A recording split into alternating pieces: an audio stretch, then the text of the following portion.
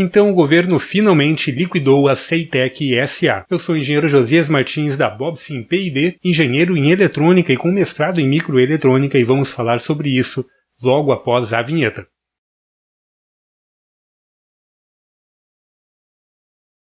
Então, pessoal, ontem essa notícia aí me pegou um pouquinho de surpresa. Na realidade, não é que pegou realmente de surpresa, né? Porque já se comentava há muito tempo lá no programa de pós-graduação que isto poderia vir a acontecer em algum momento, pois o governo atual não está lá muito alinhado com toda a questão acadêmica, de pesquisa científica e também na parte de impulsionamento da indústria de eletrônica e microeletrônica no país.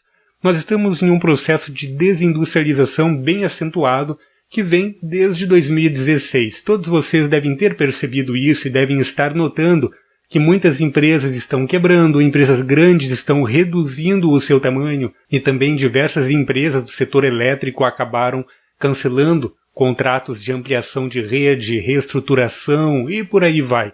Isso acabou gerando um efeito cascata no mercado nacional. Obviamente, quando você tem grandes empresas que cancelam grandes contratos, quando o governo federal cancela grandes contratos, principalmente de expansão no setor elétrico, contratos na parte de construção civil, aeroportuária, isso acaba influenciando diretamente as empresas no setor de automação.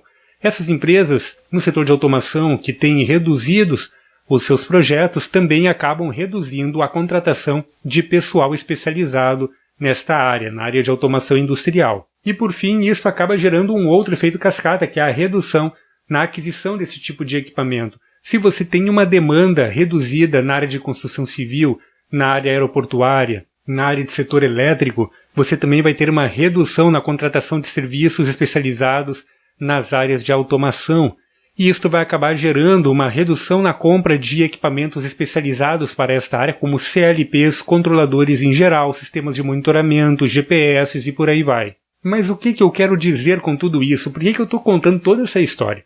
É que tudo é interligado, né, pessoal? Quando nós temos um ecossistema vibrante, onde nós temos uma construção civil em crescimento, nós temos um sistema aeroportuário vibrante, com portos funcionando 24 horas, com o aeroporto sempre lotado e girando, quando nós temos um setor elétrico que demanda cada vez mais energia para chegar nas casas e nas indústrias, nós temos uma contratação maior no setor de automação. A contratação no setor de automação vai impulsionar uma outra área, que é a área de pesquisa e desenvolvimento, pois você precisa de tecnologias cada vez mais novas para dar vazão a toda a necessidade, tanto por energia, quanto por transporte, quanto por exploração de diversos outros meios, como na indústria de mineração, como a Petrobras, por exemplo, e por aí vai. Isso acaba fazendo com que esta roda de inovação tecnológica ela gire. Diversas empresas surgem neste meio. Quando você tem mercado aquecido, diversas startups surgem, trazendo novas tecnologias que vão acabar adentrando nas médias e grandes empresas para inovar e trazer tecnologias novas. O governo federal anteriormente tinha um programa chamado CI Brasil. O CI Brasil, na realidade, ele continua, né, com muitas dificuldades orçamentárias. O CI Brasil foi lançado lá por 2004 como um programa de aceleração do crescimento voltado para a microeletrônica, onde foram criados 2 centros de treinamentos, um em Porto Alegre e outro em São Paulo. O de Porto Alegre ele estava sediado na Universidade Federal do Rio Grande do Sul, na URGS, lá no campus do Vale. E o CT de São Paulo, se eu não me engano, ele estava sediado na USP. Então o que acontece? Anualmente existiam treinamentos para a área de microeletrônica. Abria turmas para inscrição em Porto Alegre num ano e no outro ano na USP, né, em São Paulo. E assim ia sendo, né, um ano em Porto Alegre e no outro ano em São Paulo. O treinamento completo para a área de microeletrônica, que era focado para engenheiros, é como se fosse uma especialização, ele duraria aí em torno de 2 anos, né? É o tempo de duração dele, 2 anos mais um tempinho ali de estágio, para este recém-formado engenheiro especialista em microeletrônica. O que acontece? Apenas ter um CT, ter treinamento para essas pessoas não adianta, né? Se você não tem uma indústria de microeletrônica no país, uma indústria vibrante de microeletrônica, que proporcione inovação tecnológica, você vai estar formando pessoas que vão pegar ali o seu diploma, a sua expertise e sair do país. O que acontece é que o governo acabou desenvolvendo junto um programa de incubadoras tecnológicas. E neste programa, várias empresas se cadastraram. E aqui nós podemos citar, por exemplo, a Chipos, que está sediada em Florianópolis, Santa Catarina, a Eldorado, que estava em Porto Alegre, temos a SM Design House em Santa Maria, todas empresas que conseguiram desenvolver produtos fabricados em microeletrônica que estão à venda tanto no país quanto fora do país. A Chipos, por exemplo, ela desenvolve circuitos integrados para diversas empresas internacionais. A SM Design House chegou a desenvolver um microcontrolador que estava para entrar no mercado. Entretanto, devido aos cortes de investimentos nas incubadoras tecnológicas, esta empresa acabou praticamente fechando as portas e o microcontrolador não viu a luz do dia. Nós teríamos um microcontrolador genuinamente brasileiro, focado em IoT e baixíssimo consumo elétrico, que poderíamos inclusive estar ensinando aqui no canal para você utilizar em seus projetos. Um microcontrolador bem pequenininho, menor do que era uma moedinha de 1 centavo. Esse microcontrolador era brasileiro e ele poderia estar à venda, e ele não está. Por quê? Porque nós tivemos cortes orçamentários. Aí vão dizer, né? O pessoal vai dizer, tá, mas o livre mercado, nós precisamos de livre mercado, isso é a indústria privada que tem que fazer. Concordo com você. A indústria privada, ela precisa adentrar nas áreas e ela precisa buscar o crescimento por si, a partir do livre mercado. Entretanto, nós estamos falando de um mercado um pouco atípico. O mercado de microeletrônica, ele é um mercado com grandes ativos, ele realmente rende muita grana. O problema é que você gasta muito, mas muito, eu falei muito dinheiro para você deslanchar ele. Por exemplo, uma fábrica de semicondutores da Intel de última geração, para ela ser montada, é em torno aí de 10 bilhões de dólares. É uma fábrica topo de linha, uma fábrica que poderíamos chamar de estado da arte, que vem aí a trabalhar com um processo fabril de 4 nanômetros, por exemplo. 10 bilhões de dólares. Realmente é muito dinheiro. Quanto tempo uma fábrica dessas da Intel leva para se pagar? Estima-se em torno de 10 anos. Ou seja, quando a Intel desenvolve um processo de 4 nanômetros, 2 nanômetros, 6 nanômetros, um processo novo de fabricação para ser utilizado na versão top de linha dos seus processadores Intel Core i, ela não está pensando em obter lucro naquele ano em que está desenvolvendo esse processador.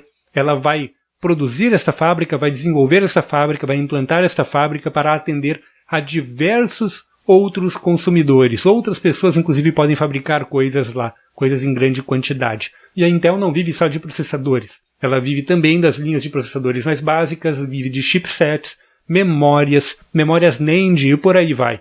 Então, uma fábrica dessas, quando ela é aberta, uma fábrica topo de linha, estado da arte, ela vai começar produzindo processadores, mas ela vai terminar a vida dela produzindo toda uma gama de outros semicondutores, até mesmo circuitos integrados mais básicos, porque a fábrica está lá ainda, ela continua lá e ela não se paga apenas vendendo o processador. Isso demora muito tempo. E é isto o que, infelizmente, o nosso governo federal não entende e que o Ministério da Ciência e Tecnologia deveria entender. Uma fábrica de semicondutores como a Ceitec, por exemplo, ela não vai dar lucro nos 10 primeiros anos, ela não vai dar lucro nos 15 primeiros anos. Talvez ela vai dar lucro depois de 17 anos implantada. Por que acontece isso? Tá, mas Josias, a Ceitec ela era uma fábrica barata, né? Ela custou 900 milhões de reais para a implantação, isso é troco de pinga se falando em termos de fábricas de semicondutores, né? Uma fábrica da Intel custa 10 bilhões, então o Ceitec custou 900 milhões de reais, né? Hoje o real tá 1 para 5. Então, isso é troco de pinga, isso não é nada. Entretanto, a fábrica do Ceitec é uma fábrica antiquada, ela é uma fábrica com um processo de fabricação de 600 nanômetros, 0,6 microns, né? Não dá para fazer muita coisa com isso, né? A gente não consegue fazer processadores com isso, mas a gente consegue fazer muitos outros circuitos integrados, como circuitos chaveadores, transistores, chips de rastreamento, como o já conhecido chip do boi, né? Que é um RFID. Ele é um chip para tagueamento. E por aí vai. Tem um monte de coisa que dá para fazer com um processo de 600 nanômetros. Então esta fábrica estar dando prejuízo, isto não tem a ver com ela ser boa ou não, com ela poder ser útil ou não. Ela é muito útil. Principalmente para a formação de toda essa galera que se formam nos CTs ligados ao CI Brasil, né? Em todo o território nacional. Inclusive o pessoal que faz os programas de pós-graduação, como é o meu caso, tanto no PG Micro, quanto no programa de pós-graduação na Universidade de Santa Maria, quanto na USP, que são os 3 locais onde temos pós-graduação na área de microeletrônica. Para onde vão esses profissionais? Esses profissionais, hoje, a única solução para eles, a única saída é o aeroporto, porque nós não temos uma indústria de microeletrônica no país mais vibrante como nós tínhamos e estávamos começando a ter. Através do programa CI Brasil, devido a este impulsionamento, algumas indústrias de fora do país viram no Brasil como uma oportunidade de investir dinheiro. Então nós tivemos aqui a abertura do HT Micron, que é uma joint venture entre uma empresa brasileira e uma empresa sul-coreana. Nós tivemos também a vinda da Cadence, que é uma das maiores fabricantes e desenvolvedoras de sistemas EDA, ferramentas CAD, para microeletrônica, inclusive com um polo de desenvolvimento instalado no Brasil. Ou seja, se você é engenheiro, você tem um mestrado ou um doutorado em microeletrônica, você pode trabalhar no Brasil com pesquisa de ponta na área de EDA. Você pode trabalhar na Cadence, na unidade Brasil da Cadence. Entretanto, a quantidade de empresas nesta área no Brasil ela é muito pequena e ela vinha crescendo. Nós iríamos ter, inclusive, uma fábrica de semicondutores da NXP no Brasil para a produção de processadores RM, inclusive com desenvolvimento.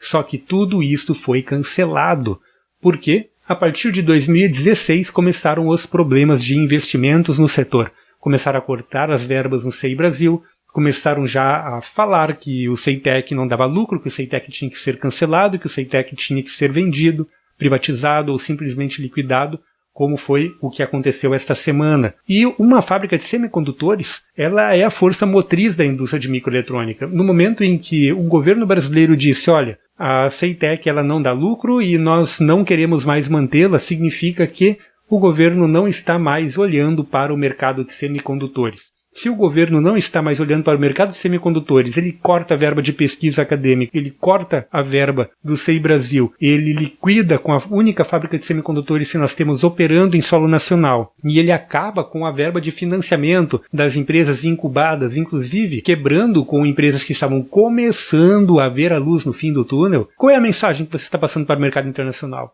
A mensagem é, nós não queremos indústria de semicondutores no Brasil. O que faz com que todo mundo que estava olhando para cá, querendo investir dinheiro aqui, recolha a sua grana e vá para outro lugar que tenha um governo que está querendo investir nesta área. Nós ainda vamos ver o que vai acontecer, né? Como vão acontecer as coisas daqui para frente. Talvez, não sei, talvez tenha sido acertado, eu não sei. A visão que eu tenho hoje é que esta é uma péssima ideia. E olhando os números do CEITEC, nós poderíamos ver que ela estava rumo a dar lucro. O CEITEC começou com perdas de 40 milhões, depois foi reduzindo essas perdas e no último faturamento, no último ano fiscal publicado dela, ela teve uma perda de 7 milhões. Começou com perdas de 40 milhões no ano, passou para perdas de 7 milhões. Provavelmente, neste próximo ano fiscal, o ano de 2019, seria um pouco menor ainda, talvez na faixa de 4 milhões de perdas, e daqui a 2 anos é muito provável que ela começaria a dar lucro. Isto por quê? Porque a empresa vai amadurecendo seus processos de fabricação, ela vai sendo mais conhecida, ela vai realizando tanto projetos quanto fabricações para o mercado internacional, conforme ela também vai crescendo e se tornando mais conhecida, e assim ela vai começando a dar lucro. Isso demora muito tempo neste mercado, nessa indústria de semicondutores, que é uma indústria com um altíssimo valor agregado. Afinal de contas, dá uma olhadinha aí quanto é que está custando o quilo do silício e compare quanto custa um processador Intel Core i7, não precisa nem ser o topo de linha. E agora vamos dizer aí o que vale mais, minerar silício ou fabricar semicondutores.